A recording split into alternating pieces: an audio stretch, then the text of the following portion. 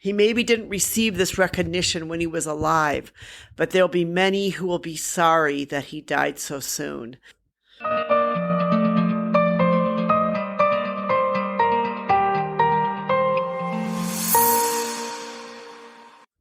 Hi, this is Anita from 5 Minutes with Art.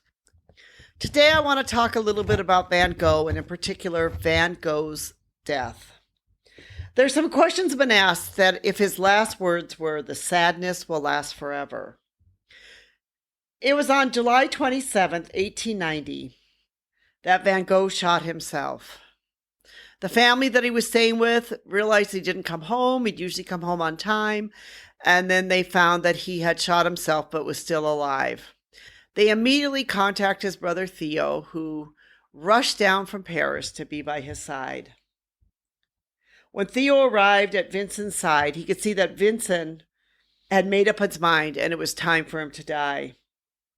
It was in a few days afterwards that Vincent van Gogh died that Theo wrote to their sister Elizabeth about his brother's death. And this was an August letter that was dated August 5th, 1890. He wrote this: "He did not wish to stay alive. His mind was so calm, because he had always fought for his convictions that he had measured against the best and noblest of his predecessors. His love for his father, for the gospel, for the poor and the unhappy, for the great men of literature and painting, is enough proof in that. In the last letter he wrote to me, which dates from some 4 days before his death, it says, 'I tried to do as well as certain painters whom I have greatly loved and admired. People should realize that he was a great artist, something which often coincides with being a great human being. In the course of time, this will surely be acknowledged, and many will regret his early death. He himself wanted to die. When I sat at his bedside and said, we would try to get him better, and that we hoped he would then be spared this kind of despair, he said, 'The sadness will last forever.' I understood what he wanted to say with those words. A few moments later, he felt suffocated, and within 1 minute he closed his eyes. A great rest came over him, from which he did not come to life again."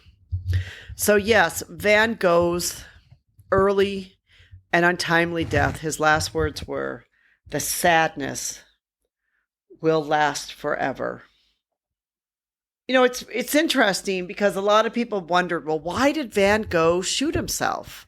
You know, why did he have all these mental problems? Why was, he in the mental institution and all the other things? He seems to have been a man, according to his brother Theo, who loved greatly, who had a lot of passion and also a lot of concern. And he was actually very concerned for Theo and for Theo's wife. And Theo had just had a newborn son named Vincent, and he was very concerned about them and the financial support that they were continuing to give to Vincent van Gogh. So he was quite melancholy for quite a long time. But this was actually a few weeks before he took his life. It was the 10th of July, 1890, when he wrote, "What can be done? You see, I usually try to be quite good-humored, but my life too is attacked at the very root.